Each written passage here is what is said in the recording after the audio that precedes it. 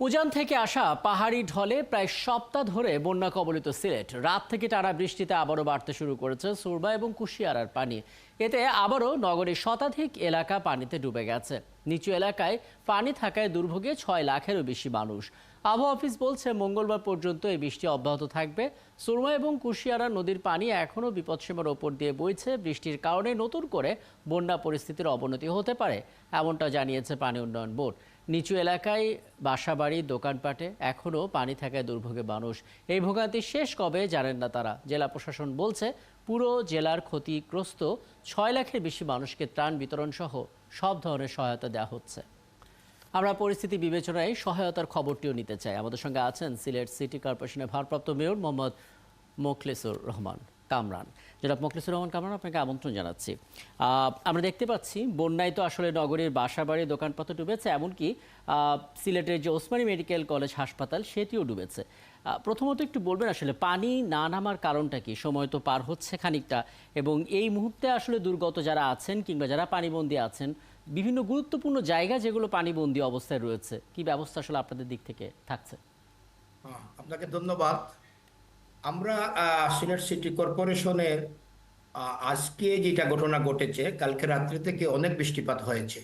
এই বৃষ্টিপাত হওয়ার কারণে আমাদের প্রায় 28টি ওয়ার্ড প্লাবিত হয়েছে।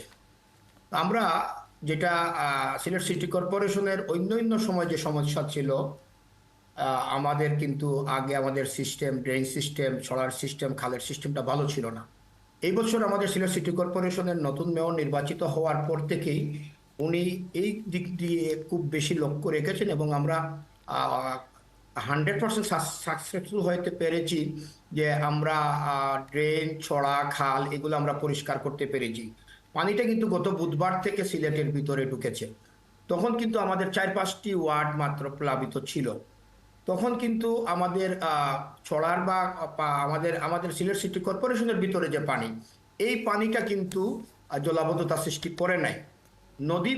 নদীর তীরবর্তীতে আমাদের বেশ কয়েকটি ওয়ার্ড, এই ওয়ার্ডগুলা যখনই নদীর পানি বেড়ে যায়, বিপদ সীমানার উপরে উঠে যায়, তখনই আমাদের সিলেট সিটি কর্পোরেশনের ভিতরে ঢুকে যায়। ঠিক আজকেও কালকে রাত্রি থেকে খুব বৃষ্টি ছিল। এই বৃষ্টি থাকার কারণে আপনার প্রায় 28টি ওয়ার্ড প্লাবিত হয়ে গেছে, যার যে ওয়ার্ডগুলো নদীর তীরবর্তী এলাকায় ছিল। তো আমরা আলহামদুলিল্লাহ আজকে দুপুর 2টা থেকে পানি কিন্তু আবার কমতে শুরু করেছে। অনেক ওয়ার্ডে আমি আজকে সারাদিনই ভিজিট করেছি, অনেক আশ্রয় কেন্দ্রে গেছি। পানি সকালে যেভাবে খুব বেড়েছিল, তার চেয়ে 1.5-2 ফুট পানি নেমে গেছে। তো আমরা আশা রাখছি যদি বৃষ্টি না হয়, সিলেটে বৃষ্টি না হয়, এইভাবে যেভাবে এখন ওয়েদারটা আছে এইভাবে থাকে, তাহলে আশা করি রাতের ভিতরে আরো অনেক পানি নামে যাবে। তো আপনি একটি কথা বলেছেন, উসমানী আমাদের হসপিটালে পানি ঢুকেছে, এগুলো আরো গুরুত্বপূর্ণ কিছু জায়গায় পানি ঢুকেছে। এগুলা কিন্তু সব আমাদের ওভারফ্লোর পানি, নদীর পানি বেড়ে যাওয়ার কারণে এই পানিগুলা বিভিন্ন এলাকায় ঢুকে গেছে। এই পানিগুলা কিন্তু উসমানিয়া হসপিটালে যেভাবে সকালে পানি ছিল, এখন কিন্তু এই পানি নাই, অনেক কমে গেছে। আমাদের আরো অন্যান্য কিছু সরকারি স্থাপনায় ছিল, অনেক পানি নেমে গেছে। তো আমরা সিলেট সিটি কর্পোরেশনের পক্ষ থেকে আমরা যখনই আমরা আবহাওয়া পূর্বাভাস থেকে জানতে পেরেছি যে আমাদের সিটি কর্পোরেশনে 2-3 দিন আগের কথা বলছি, আমাদের পানি বাড়বে, তখনই কিন্তু আমরা যদিও আমাদের সিলেট সিটি কর্পোরেশনের আপনারা জানেন নতুন মেয়র, জননীত মেয়র মহোদয় ইংল্যান্ডে থাকার কারণে আমাদেরকে আগ থেকেই আমাদেরকে অ্যালার্ট করেছেন। আমরা ওনার পরামর্শে আমরা পানি সিলেটে ঢুকার আচ্ছা, আগেই আমি কিন্তু আমি তাহলে ওই প্রসঙ্গে একটু পরে আসবো। যেটি একটু জানতে চাই আসলে এখন পর্যন্ত যেই পানিগুলো তৈরি হলো, জলাবদ্ধতা সৃষ্টি হলো, আপনারা বললেন এগুলো আসলে স্থানীয় পানি না, এগুলো হচ্ছে নদীর পানিগুলো ওভারফ্লো হয়ে যাওয়ার কারণে এরকমটা হয়েছে। কিন্তু তারপরও মানে এই জাতীয় ভোগান্তিগুলো যেহেতু প্রতি বছর হচ্ছে, বারবার হচ্ছে, এবং এখন পর্যন্ত আসলে আমরা দেখতে পাচ্ছি 2018 সাল থেকে 2022 পর্যন্ত 527 কোটি টাকা খরচ করে সিলেট যে নগরী, সে নগরী জলাবদ্ধতা নিরসনের চেষ্টা করা হয়েছে। ফলাফলটা আসলে কতটা হলো সেটা তো আলাপের বিষয় বটে। বিশুদ্ধ পানির সংকট চলছে, সেটাই বা কি করবেন?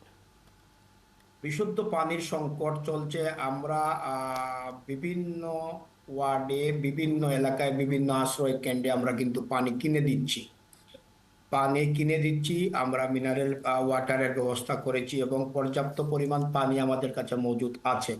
আজকে আমাদের সিটি কর্পোরেশনের নলকূপ থেকে যে আমরা বিশুদ্ধ পানি যেটা আমরা সিলেট সিটি কর্পোরেশনের বিভিন্ন ওয়ার্ডে দেওয়া হয়, সেই সব ব্যবস্থাও আমরা রেখেছি। আমরা কয়েকটি গাড়ি পানি পানি ভর্তি করে রেখেছি, যদি এ ধরনের কোনো সমস্যা হয় আমরা পানি দিতে পারবো।